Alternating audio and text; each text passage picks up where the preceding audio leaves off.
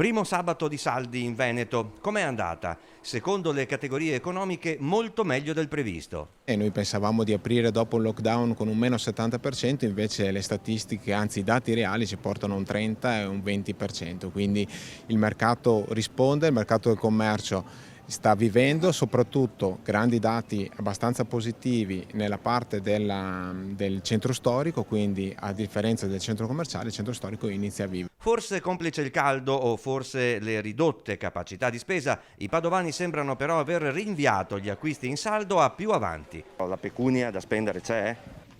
Poca, io penso pochina. Dobbiamo spenderla bene, stare un po' attenti. I saldi sono sempre, uno li cerca, perché se non ha urgenza, li cerca sempre un po', no? Nell'economia familiare servono. Vediamo se ci sono cose che mi servono, altrimenti no. Che cosa? Sì, c'è qualche occasione buona.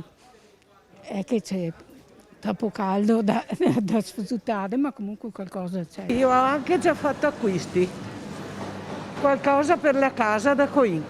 Valeva la pena come prezzi? Sicuramente, penso che ci sia stata molta crisi in questo periodo, per cui c'era tanta roba, tanta disponibilità. Avete guardato allora i prezzi se sono abbassati veramente? No, assolutamente no, non ho neanche, io torno da 2 giorni in montagna, quindi saldi niente per il momento.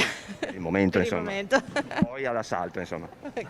Beh, sicuramente, cioè i saldi si aspettano per quello tutto l'anno, quindi ecco, sicuramente Lei non ha sì. ancora adocchiato Non ho quel ancora bel capo addocchiato colorato? niente. Non ho ancora addocchiato niente.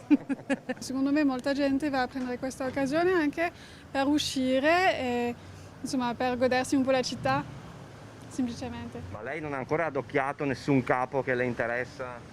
Non ancora, ci provo forse oggi, ma con il caldo non è tanto comodo.